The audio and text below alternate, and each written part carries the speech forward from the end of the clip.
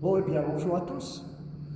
Nous sommes ici dans la maison des musées, en face de la cathédrale de Bourges. Cette maison des musées est relativement récente puisqu'elle a succédé au musée des meilleurs ouvriers de France. Ce musée regroupe énormément d'œuvres. Il est particulièrement riche au niveau de la variété des œuvres et au niveau aussi du contexte historique dans lequel il se situe. Des pièces préhistoriques, des pièces de l'occupation romaine, des pièces qui retracent vraiment l'histoire au sens général de Bourges et aussi de la France. J'adore visiter ce musée puisque à chaque fois on découvre des choses nouvelles et c'est un lieu paisible, tranquille, où on aime en face ce magnifique monument de la cathédrale être en quelque sorte en touriste, découvreur de la vie. Je dis touriste non pas dans le sens péjoratif, mais dans le sens du voyageur qui est curieux des richesses du monde. Alors, derrière moi, là, il y a une œuvre unique, monumentale, qui est du 19e siècle, je crois, et qui parle des travailleurs, des bûcherons de l'époque, qui étaient une vie très rude et très difficile. Alors, évidemment, ici, ce que j'ai constaté, ici, il y a aussi une relation de type social, de la vie berrichonne, des travailleurs ubériques, qui étaient des gens qui sont passés d'une situation d'agriculteurs, de petits agriculteurs, qui étaient en autarcie, et qui, pour les besoins de l'industrie, sont migrés dans des villes pour travailler dans les usines. Et ça a été une véritable transformation sociale, économique de la société. Alors je me réfère évidemment à Zola, qui a décrit la condition ouvrière de cette époque. En face, la caserne Condé, qui est devenue un centre administratif. Cette caserne est immense, avec plusieurs étages, et je crois qu'elle a été construite en récupération des pierres qui faisaient la fortification de fortification romaine. Ces pierres ont permis de construire au XVIIe siècle cette caserne Condé, qui à l'origine était un grand séminaire et qui après est devenu une caserne. L'époque où Bourges était un grand centre militaire, donc, à la fois de contingent et aussi par la suite de fabrication d'armement sous Napoléon III. Nous sommes avenue du 95e de Lille, qui était certainement, à son époque, un bataillon pour faire la guerre. Alors derrière moi, là, nous avons quelque chose de remarquable, qui est le portail Saint-Ursin, qui est un portail roman, qui évoque les différentes sculptures, les différentes étapes de travaux saisonniers, qui sont aussi en relation avec les questions, on va dire, de la vie.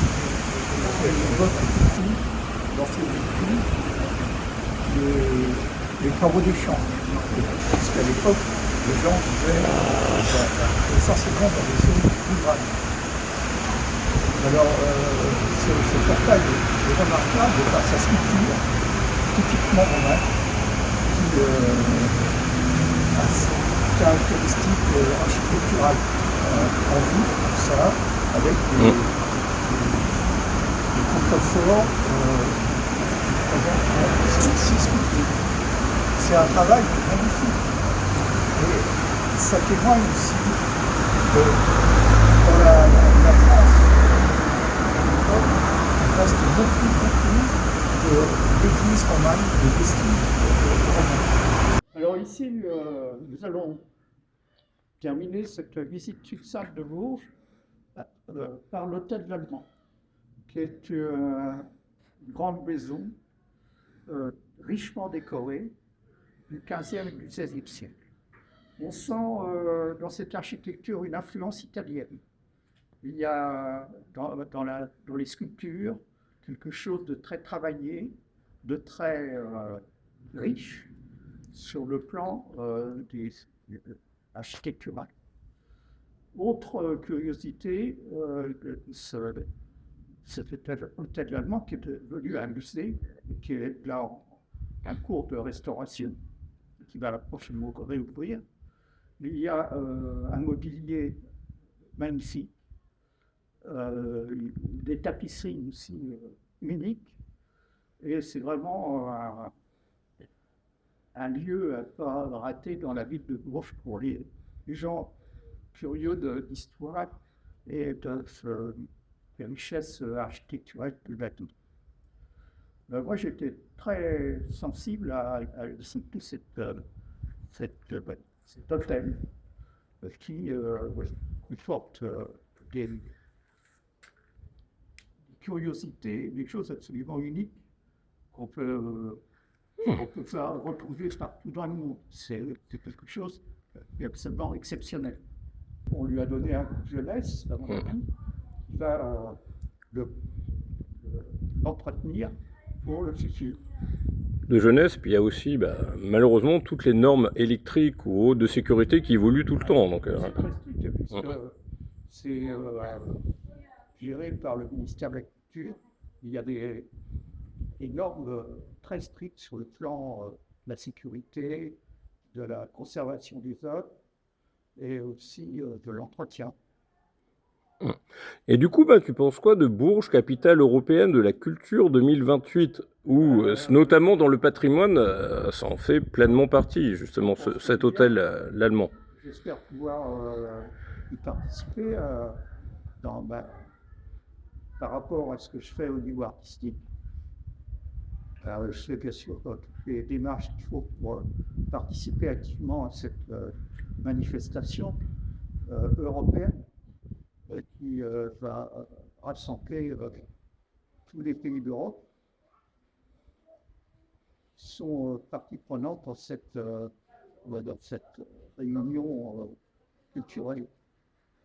Et pendant un an, avec la fête sera planée à fête.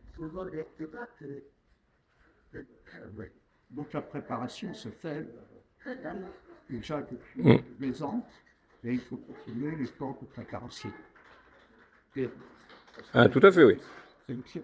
Donc que ce soit au niveau du patrimoine, de l'art contemporain, de toute autre forme d'art, et puis bien sûr de la musique, puisque déjà l'année prochaine, on a les 50 ans du Printemps de Bourges, déjà. Le théâtre, entre autres, le cinéma.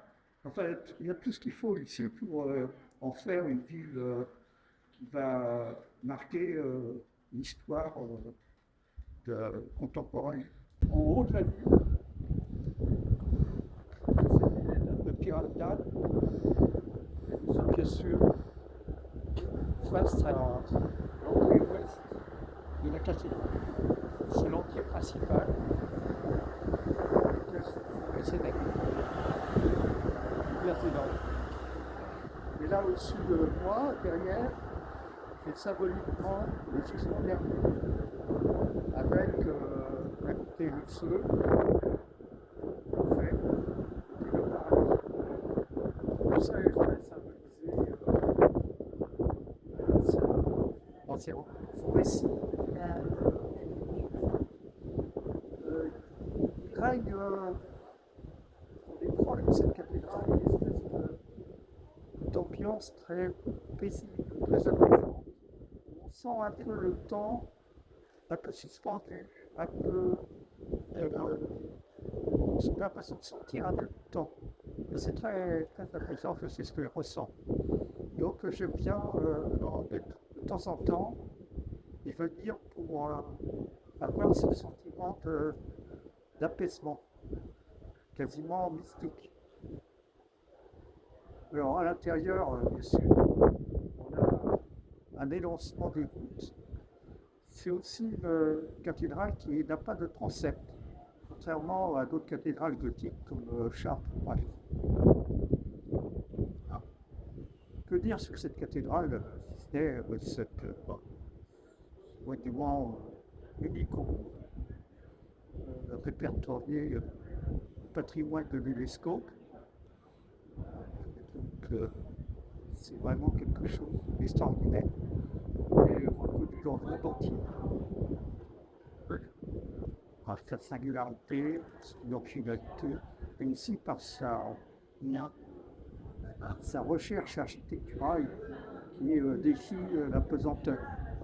Et les architectes de l'époque travaillaient d'une façon très mathématique pour que ça tienne debout, même si parfois ça pouvait s'écrouler. Notamment la tour d'à côté. Ouais. Alors il y avait des artisans, des maîtres artisans dans la pierre, et dans d'autres corps de métier aussi. Mais tout ça était financé par les croyants, qui étaient très nombreux à l'époque, et qui pensaient avoir une classe paradis participant à la construction. Il y a notamment la fameuse dîme.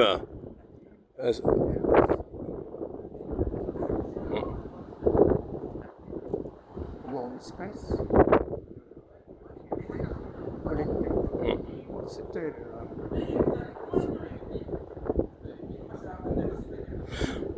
bien sûr la visite répétée dans la plus grande siècle.